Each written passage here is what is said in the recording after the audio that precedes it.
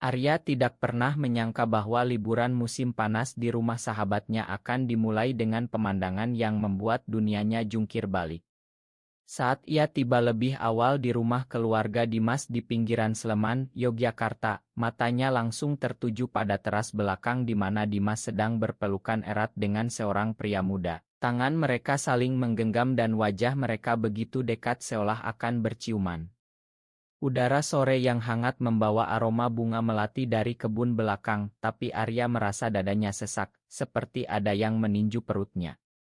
Ia buru-buru mundur ke balik pohon mangga besar di halaman, jantungnya berdegup kencang, pikirannya berputar-putar.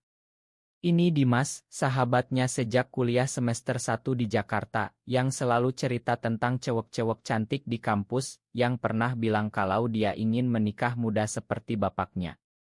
Tapi sekarang, pria itu. Arya menggenggam tas ranselnya erat-erat, keringat dingin membasahi punggungnya meski angin sore bertiup sejuk. Ia menunggu sampai suara langkah kaki menghilang sebelum berjalan masuk lewat pintu depan seperti tidak terjadi apa-apa. Rumah Dimas besar, bergaya Jawa klasik dengan tiang-tiang kayu jati yang mengkilap, lantai keramik motif batik, dan bau masakan gudeg yang menguar dari dapur. Ibu Dimas, Bu Siti, langsung menyambutnya dengan pelukan hangat. Arya. Lama tidak ketemu, tambah ganteng saja kamu. Dimas lagi di belakang, sebentar ya. Arya tersenyum kaku mengangguk. Tak lama Dimas muncul dari teras, rambutnya sedikit acak-acakan, wajahnya merah muda seperti habis lari. Bro. Akhirnya datang juga. Ma, aku telat sambut, tadi lagi beresin kebun. Mata mereka bertemu sebentar, dan Arya merasa ada yang berbeda di sorot mata Dimas, seperti ada rahasia yang mengambang. Pria yang tadi terlihat sebentar di teras sudah tidak ada, mungkin keluar lewat pintu samping. Malam itu mereka makan malam bersama keluarga.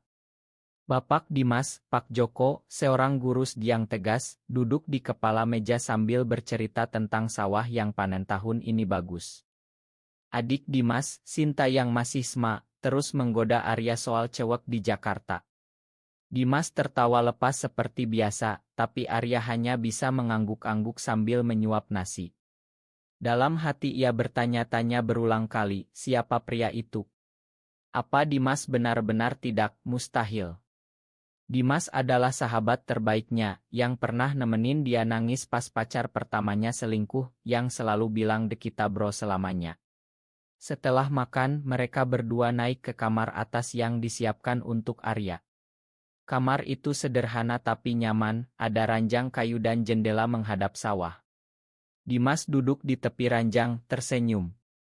Senang banget lo datang, Ri. Liburan ini pasti seru. Besok kita ke Candi Prambanan ya. Arya mengangguk, tapi suaranya keluar pelan. Dim, tadi aku lihat kamu di teras. Wajah Dimas langsung pucat. Apa maksudnya? Arya menelan ludah. Kamu dengan pria itu. Aku tidak sengaja. Ruangan jadi hening. Dimas menunduk, tangannya gemetar sedikit. Arya, aku bisa jelasin. Tapi tolong jangan bilang siapa-siapa. Keluargaku desa ini mereka tidak akan mengerti. Malam itu Arya tidak bisa tidur. Ia berbaring menatap langit-langit kayu, mengingat semua momen bersama Dimas, malam-malam belajar bareng di kosan Jakarta, ketawa sampai perut sakit pas nonton bola, bahkan pelukan erat saat Dimas lulus dengan nilai terbaik. Kenapa sekarang ada rasa aneh di dada Arya? Bukan hanya kaget, tapi seperti ada sesuatu yang retak di dalam dirinya. Pagi harinya, Dimas sudah menunggu di meja sarapan dengan senyum biasa, seolah malam tadi tidak terjadi. Ayo, kita jalan ke sawah dulu. Bapak bilang padi sudah menguning. Arya mengikuti, berjalan di antara pematang sawah yang hijau, angin bertiup membawa bau tanah basah. Dimas mulai cerita pelan. Pria tadi namanya Rea. Kami ketemu di kampus dulu, dia adik tingkat. Awalnya cuma temen, tapi lama-lama aku sadar perasaanku beda. Di Jakarta aku bisa sembunyi, tapi di sini sulit sekali, Ri. Aku takut bapak tahu, takut desa gosip, takut ibu menangis. Arya mendengarkan tanpa bicara, tapi dalam hati ia merasa dunianya bergeser. Kenapa cerita Dimas membuatnya ikut sakit? Kenapa ia ingin memeluk Dimas sekarang juga? Hari-hari pertama berlalu dengan rutinitas desa yang tenang. Mereka membantu panen kecil di sawah, main oli dengan pemuda desa, malamnya duduk di teras minum teh sambil ngobrol tentang masa depan. Tapi setiap kali Dimas tersenyum, Arya merasa ada tarikan aneh di perutnya. Ia mencoba mengingat cewek-cewek yang pernah ia suka, tapi wajah Dimas terus muncul. Pada hari keempat, saat hujan deras turun, mereka terjebak di gazebo belakang rumah. Dimas duduk dekat, bahu mereka bersentuhan. Terima kasih udah tidak langsung kabur, Ri. Kamu sahabat terbaik yang pernah aku punya. Arya menoleh, melihat tetes air hujan di bulu mata Dimas, dan tiba-tiba ia sadar, ini bukan hanya persahabatan biasa baginya. Tapi ia buru-buru mengalihkan pandang. Aku masih bingung, Dim, tapi aku tidak akan ninggalin kamu. Malam itu, Arya menulis di buku catatannya, apakah aku juga seperti dia? Atau aku hanya terlalu sayang? Pagi berikutnya, matahari terbit cerah di atas sawah. Arya bangun dengan perasaan campur aduk. Ia turun ke dapur, membantu Bu Siti mengiris sayur untuk sayur lodeh. Kamu baik sekali sama Dimas, Arya. Dia jarang punya teman dekat kayak gini, kata Bu Siti sambil tersenyum. Arya tersenyum balik, tapi hatinya berat. Setelah sarapan, Dimas mengajaknya naik motor ke pasar desa. Angin pagi menerpa wajah mereka, Dimas duduk di belakang memegang pinggang Arya agar tidak jatuh. Sentuhan itu biasa saja dulu, tapi sekarang Arya merasa panas di tempat yang disentuh. Di pasar, mereka beli buah dan gorengan, ketawa saat Dimas coba-coba dagang seperti penjual asli. Rea tidak muncul lagi dan Dimas tidak bicara soal dia. Tapi Arya tahu, rahasia itu masih menggantung. Siangnya mereka duduk di bawah pohon beringin besar dekat masjid desa. Dimas mulai cerita lebih dalam. Dari kecil aku sudah merasa beda, Ri. Waktu aku lebih suka main sama cowok daripada cewek. Tapi di desa ini kalau ketahuan bisa diusir. Bapak pernah bilang laki-laki harus nikah sama perempuan, lanjutkan garis keluarga. Aku takut banget. Arya mendengarkan, tangannya tanpa sadar meraih tangan Dimas sebentar, lalu cepat ditarik. Aku tidak tahu harus bilang apa, Dim, tapi aku di sini buat kamu. Malam harinya, saat keluarga sudah tidur, mereka duduk di teras lagi. Bulan purnama terang, suara jangkrik memenuhi udara. Dimas tiba-tiba bilang pelan, kadang aku iri sama kamu, Arya. Kamu kelihatan normal, bisa suka cewek tanpa takut. Arya tertawa kecil, tapi suaranya bergetar. Normal. Aku juga punya banyak yang aku sembunyi, Dim, mungkin lebih dari yang kamu tahu. Hari demi hari, persahabatan mereka semakin dalam. Mereka bantu bapak memperbaiki pagar rumah, main catur sampai larut, bahkan Dimas ajarin Arya cara main gamelan di balai desa. Setiap senyum Dimas, setiap sentuhan tak sengaja, membuat Arya semakin bingung. Ia mulai memperhatikan detail kecil, cara Dimas menggigit bibir saat mikir, bau sabun mandi yang selalu sama, suara tawanya yang rendah. Pada hari ke-6, saat mereka mandi di sungai belakang desa, Arya melihat tubuh Dimas yang atletis setelah berenang, dan ia buru-buru memalingkan muka, malu dengan pikirannya sendiri. Kamu kenapa, Ri? Mukamu merah, goda Dimas. Arya cuma geleng kepala. Malam itu, sendirian di kamar, Arya menatap foto mereka berdua di ponsel. Apa ini yang namanya cinta? Atau aku cuma terbawa suasana liburan ini? Akhir minggu pertama, Rea muncul lagi diam-diam di malam hari. Arya melihat dari jendela kamarnya, Dimas dan Rea bicara pelan di kebun, tidak berciuman kali ini, tapi pelukan erat. Arya merasa ada tusukan di dada, seperti cemburu. Ia turun berpura-pura haus, dan Rea langsung pamit.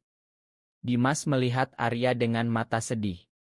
Dia cuma teman, Ri. Aku sudah bilang padanya kalau aku butuh waktu. Arya mengangguk, tapi dalam hati ia bertanya, kenapa aku lega? Kenapa aku ingin jadi orang yang dipeluk Dimas itu? Liburan masih panjang, tapi Arya sudah merasa hatinya tidak lagi sama. Desa yang tenang ini, rumah kayu yang hangat, dan sahabatnya yang penuh rahasia, semuanya mulai mengubah sesuatu di dalam dirinya yang selama ini ia tutup rapat. Ile 2 berlanjut tanpa jeda ke Ile 3. Ile 3. Minggu kedua liburan, hujan deras mengguyur desa selama 3 hari berturut-turut. Arya dan Dimas terjebak di rumah, bermain kartu dengan Sinta dan membantu ibu membuat keripik singkong. Tapi di balik tawa, Arya merasa gelombang emosi semakin kuat. Setiap malam, setelah semua tidur, ia dan Dimas duduk di ruang tamu kecil, bicara tentang mimpi. Dimas cerita ingin kuliah S2 di luar negeri, jauh dari tekanan desa. Arya cerita tentang keluarganya di Jakarta yang selalu mengharapkan ia jadi pengusaha sukses, nikah, punya anak. Tapi kalau aku tidak seperti itu, Dim. Kalau aku beda, kata Arya pelan suatu malam. Dimas menatapnya lama. Kamu tidak beda, Ri. Kamu Arya yang aku kenal, yang selalu ada buat aku. Pada hari ke-14, saat hujan reda, mereka naik motor ke pantai Parangtritis yang tidak terlalu jauh. Angin laut kencang, ombak besar bergulung. Mereka duduk di pasir, kaki telanjang menyentuh air. Dimas tiba-tiba pegang tangan Arya. Aku takut kehilangan kamu setelah kamu tahu rahasiaku. Arya merasa listrik mengalir dari tangan Dimas ke seluruh tubuhnya. Ia tidak menarik tangan, malah balas genggam lebih erat. Aku tidak akan pergi, Dim, bahkan aku mulai mengerti kenapa aku merasa begini. Mata mereka bertemu, dan untuk pertama kali, Arya melihat Dimas bukan hanya sahabat. Ada tarikan yang dalam, hangat, menakutkan. Mereka tidak bicara lagi soal itu, tapi sepanjang perjalanan pulang, Arya merasa dunianya semakin sempit, hanya ada Dimas. Kembali ke rumah, Pak Joko memanggil mereka berdua ke ruang depan. Dimas, besok ada tamu dari keluarga Bu Siti. Ada anak perempuan umur 20, cantik baik. Kita obrolin jodoh ya. Wajah Dimas langsung pucat. Arya merasa jantungnya seperti diremas. Malam itu Dimas menangis diam-diam di kamar Arya. Aku tidak bisa, Ri. Aku tidak mau nikah sama cewek hanya karena desa bilang begitu. Arya memeluk Dimas untuk pertama kali dengan perasaan baru, pelukan yang lama, penuh kehangatan. Kita cari jalan keluar bareng. Tapi dalam hati Arya tahu, ini bukan lagi hanya bantu sahabat. Ini perasaan yang ia takut akui, ia jatuh cinta pada Dimas.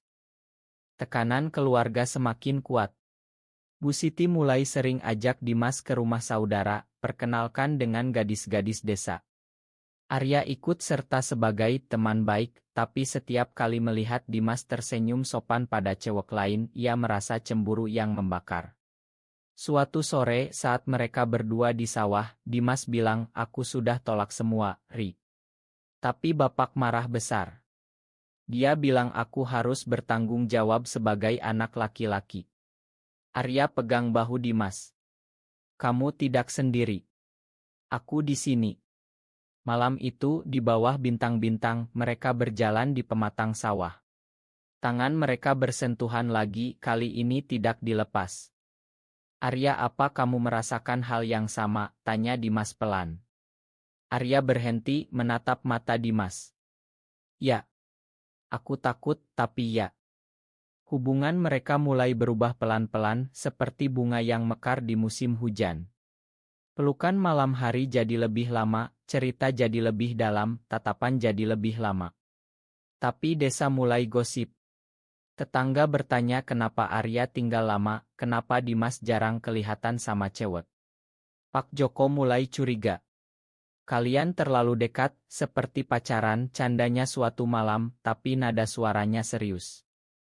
Arya dan Dimas ketawa, tapi dalam hati ketakutan. Rea muncul sekali lagi, tapi Dimas tolak dengan halus. Aku sudah punya yang lebih penting sekarang, katanya pada Rea, dan mata Dimas melirik Arya. Liburan hampir masuk bulan kedua, dan Arya merasa ia bukan lagi cowok Jakarta yang polos. Ia sudah berubah, hatinya sudah milik Dimas sepenuhnya. Puncak krisis datang pada hari ke-45 liburan. Pak Joko menemukan pesan singkat di ponsel Dimas dari Arya, "Aku sayang kamu, jangan takut." Marah besar, Pak Joko memanggil seluruh keluarga. Ini tidak benar. Di rumah ini, laki-laki harus laki-laki. Dimas berdiri di depan Arya, melindungi. Bapak, aku mencintai Arya. Ini bukan pilihan, ini siapa aku. Ruangan hening mencekam. Bu Siti menangis, Sinta terkejut. Arya merasa dunia runtuh, tapi ia pegang tangan Dimas erat. Saya sayang Dimas, Pak. Saya tidak main-main. Pak Joko usir mereka berdua malam itu juga. Mereka berjalan di jalan desa gelap, tas di punggung, hati hancur tapi bersama. Di penginapan kecil di kota Sleman, mereka duduk berpelukan sepanjang malam. Kita akan hadapi bareng, bisik Dimas. Arya menangis, tapi untuk pertama kali ia merasa bebas. Setelah krisis, Arya dan Dimas memutuskan pulang ke Jakarta bersama. Di kereta malam, mereka pegang tangan di bawah selimut. Aku sudah berubah, Dim, aku sekarang tahu siapa aku, kata Arya. Dimas tersenyum. Kita sama-sama tumbuh. Di Jakarta, mereka mulai hidup baru pelan-pelan dengan dukungan teman-teman kampus yang mengerti. Keluarga Dimas akhirnya melunak setelah berbulan-bulan bicara, meski masih sulit. Arya kembali ke keluarganya dengan keberanian baru. Liburan yang dimulai dengan kejutan itu mengubah segalanya, dari sahabat menjadi cinta, dari takut menjadi kuat. Mereka tidak tahu masa depan seperti apa, tapi mereka tahu satu, cinta ini nyata. Apakah cinta sejati selalu harus melawan norma masyarakat untuk bahagia? Benar atau salah?